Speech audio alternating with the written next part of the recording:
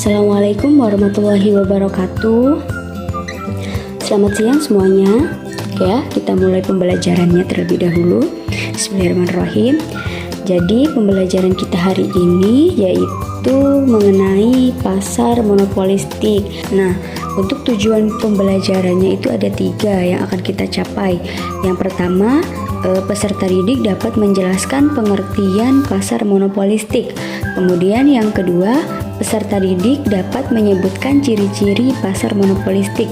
Yang terakhir, peserta didik dapat menyebutkan contoh perusahaan monopolistik yang ada di Indonesia. Jadi yang pertama itu pengertian pasar monopolistik. Apa sih pasar monopolistik itu? Jadi pasar monopolistik adalah pasar yang memiliki banyak penjual yang menawarkan produk serupa tetapi dengan karakteristik yang berbeda seperti kualitas, bentuk, ukuran, dan fungsi. Jadi di pasar monopolistik ini banyak produsen yang menjual produknya. Jadi produk yang dia jual itu serupa tetapi memiliki karakteristik yang berbeda. Nah, seperti contoh nih, di Indomaret maupun di Alfamart itu kita sering menemukan banyak sekali produk shampoo, sabun maupun sabun pencuci piring, sabun pencuci baju maupun pasta gigi dan yang lainnya. Kalian sudah familiar dan tidak asing lagi. Nah, kemudian jadi seperti contoh nih, kita ambil contoh sampo Dove dengan sampo Rejoice. Nah, di sini sampo Dove ini dia dari perusahaan Unilever. Nah, sedangkan sampo Rejoice ini dari perusahaan P&G. Nah, jadi sampo Dove dan sampo Rejoice ini sama-sama sampo, tetapi mereka memiliki kualitas yang berbeda, perusahaan yang berbeda, bentuk yang berbeda, ukuran ada ukuran yang sama tetapi ada juga ukuran yang berbeda dan fungsinya juga berbeda. Nah, jadi seperti contoh, jika sampo Dove ini misalnya dia mempunyai karakteristik seperti packagingnya warna putih. Nah, kemudian yang sudah familiar di kita itu sampo Dove itu untuk mengatasi rambut rontok. Nah, itu merupakan salah satu karakteristik dari produk monopolistik ini, yaitu sampo Dove. Nah, dari perusahaan Unilever. Nah, kemudian yang kedua itu sampo Rejoice. Nah, sedang yang tadi jika di sampo Dove itu packagingnya warnanya putih, nah di sampo Rejoice ini packagingnya itu warna hijau. Nah, itu yang mencirikan dari Rejoice tersebut. Dan keduanya ini memiliki wangi, aroma wanginya itu yang berbeda. Nah, tergantung konsumen itu menyukai yang mana, ataukah sampo Dove atau sampo Rejoice maupun sampo yang lainnya. Intinya sampo dua ini memiliki karakteristik yang berbeda. Nah, kemudian jika tadi di sampo Dove ini dia ada inovasi terbarunya, yaitu dia perusahaan Unilever ini mengeluarkan ukuran sampo Dove ini ada yang 900 ml. Nah, jadi berbeda nih ukurannya. Jika di sampo Rejoice ini ukurannya misalnya yang paling gede itu 350. Nah, sedangkan di perusahaan Unilever ini di sampo Dove ini dia ukurannya itu sampai ada yang 900 ml. Oke. Kemudian apa sih ciri-ciri dari pasar monopolistik ini?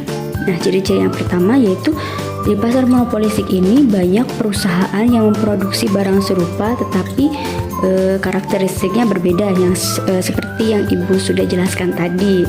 Perusahaan Unilever dengan P&G itu mempunyai produk yang dijual sama tetapi dia memiliki karakteristik tersendiri. Nah, kemudian yang kedua, masing-masing perusahaan beroperasi secara independen. Nah, jadi perusahaan Unilever sama P&G ini dia beroperasi secara sendiri-sendiri gitu. Nah, kemudian yang ketiga itu persaingan cenderung non harga.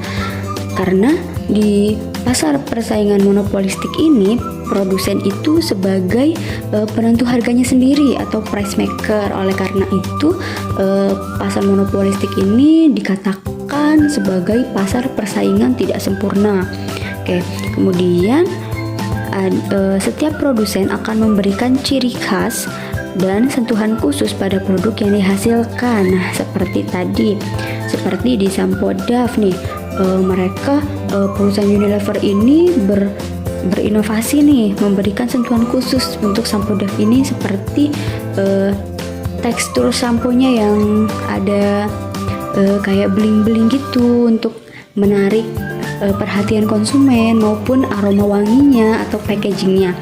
Kemudian ada produk Rejoice yang perusahaan P&G, dia juga memberikan sentuhan khusus juga nih untuk produk shampoo-nya, yaitu Rejoice. Nah, dia setiap packaging Rejoice itu berwarna hijau semua. Nah, itu merupakan ciri khas khusus dari produk Rejoice itu. Kemudian Rejoice juga wanginya. Nah, wanginya itu berbeda dengan sampo Dove. Nah, itu merupakan sentuhan khusus yang diberikan perusahaan untuk Rejoice ini. Nah, kemudian di pasar monopolistik juga lebih fokus terhadap branding, inovasi produk dan pemasaran. Nah, jadi di pasar persaingan monopolistik ini, para produsen itu lebih fokus terhadap branding. Nah, apa sih branding itu? Jadi branding itu adalah aktivitas yang dilakukan perusahaan untuk membangun dan memperkuat merek sehingga memberikan perspektif kepada orang lain. Branding melibatkan berbagai elemen seperti simbol, warna, dan karakteristik produk. Nah, seperti yang sudah Ibu jelaskan tadi, bahwasanya di sampo Dove dia memiliki memiliki simbol tertentu. Nah, bisa kalian searching aja, nanti bisa kalian lihat sendiri, atau mungkin dari kalian ada yang memakai sampo Dove, bisa kalian cek sendiri itu di tutup sampo yang atas itu dia ada logonya. Nah, kemudian warna. Nah, sampo Dove ini dia berwarna putih. Wadahnya itu warna putih, tetapi tergantung variannya. Jika varian untuk rambut rontok itu kalau nggak salah warna hijau di depannya. Kemudian kalau yang anti ketombe itu warna biru. Nah, itu merupakan branding dari perusahaan Unilever ini untuk shampoo Dove tersebut. Nah, kemudian dari brandingnya P&G nih, brandingnya P&G ini dia warna. Nah, warna packaging Rejoice ini dia memberikan sentuhan warna hijau kepada produknya tersebut. Nah, itu merupakan salah satu branding dari perusahaan P&G untuk shampoo Rejoice. Kemudian inovasi produknya. Dalam persaingan monopolistik juga mereka fokus terhadap inovasi produk. Seperti misalnya di Unilever nih. Unilever itu seperti kita lihat dia memproduksi banyak sekali produk ya. Seperti contoh Sunlight. Nah, Sunlight ini sabun pencuci piring biasa tadinya. Tadinya itu Sunlight ini cuma ada satu varian, yaitu yang warna hijau itu. Nah, sekarang dia berinovasi nih. Sunlightnya itu menjadi BioCare Natural. Nah, itu jadi Sunlight ini berinovasi menjadi sekarang itu warna produknya itu ada yang warna ungu. Nah, itu dikhususkan untuk bayi, untuk mencuci piring bayi, kemudian bisa juga untuk mencuci sayur dan buah. Nah, itu juga merupakan salah satu inovasi dari perusahaan Unilever tersebut. Nah, kemudian ada juga nih inovasi dari Unilever juga, yaitu Vaseline.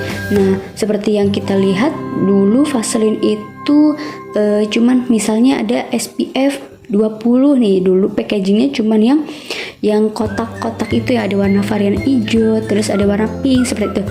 Nah, sekarang itu karena sekarang lagi tren yang namanya glutathione atau niacinamide gitu.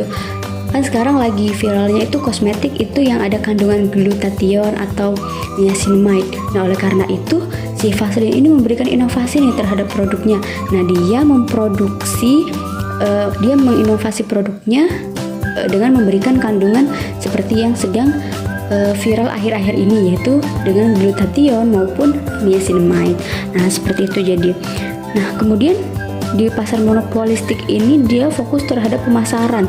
Nah, tidak heran jika kita sering melihat iklan-iklan maupun papan-papan iklan jika di jalan, maupun brosur atau live TikTok, live toko online maupun yang sebagainya. Nah, itu merupakan salah satu titik fokusnya pasar monopolistik itu pada pemasaran. Nah, seperti ini di perusahaan Unilever nih, dia memasarkan produknya melalui iklan di TV seperti iklan shampoo Rejoice, Dove, seperti contohnya seperti sampo Sunsilk, Dove. Nah, itu merupakan ada tuh iklannya di TV, bisa kalian lihat aja kalau misalnya kalian lagi nonton TV ya. Nah, kemudian ada juga kalau kalian mau beli shampoo misalnya dari toko online seperti Shopee. Nah, kalian biasanya kalau mau dapat potongan harga itu kalian bisa nonton live terlebih dahulu. Nah, di situ perusahaan Unilever ini dia akan memasarkan produknya melalui live dari Shopee tersebut. Nah, mereka akan berlomba-lomba untuk menjelaskan keunggulan produk yang mereka buat untuk menarik konsumen, untuk menarik pelanggan yang untuk menarik pasar dia. Nah, kemudian dari perusahaan P&G nih, misalnya Rejoice. Nah, sama saja Rejoice ini juga perusahaan P&G ini juga dia memasarkan secara iklan di TV maupun online shop seperti itu ya. Oke. Kemudian jadi contoh perusahaan monopolistik yang ada di Indonesia itu seperti yang sudah Ibu sebutkan, itu ada Unilever, P&G, atau nanti bisa kalian searching lagi untuk lebih jelasnya ya. Nanti bisa kalian explore lagi melalui Google. Itu nanti ada Alfamart, Jogja Mall, Indomaret. Nah, itu kan dia menjual produk yang sama tetapi pemasaran dia itu berbeda. Nah, itu merupakan perusahaan monopolistik, pasar persaingan tidak sempurna, pasar monopolistik. Oke, sekian materi dari Ibu. Jika ada yang ingin ditanyakan, silahkan angkat tangannya. Oke, jika tidak ada, Ibu akhiri untuk materi hari ini. Untuk pasar persaingan tidak sempurna ini, materi kita cukup sampai di pasar monopolistik. Semoga tujuan pembelajaran kita tercapai untuk hari ini. Ibu akhiri. Wassalamualaikum warahmatullahi wabarakatuh.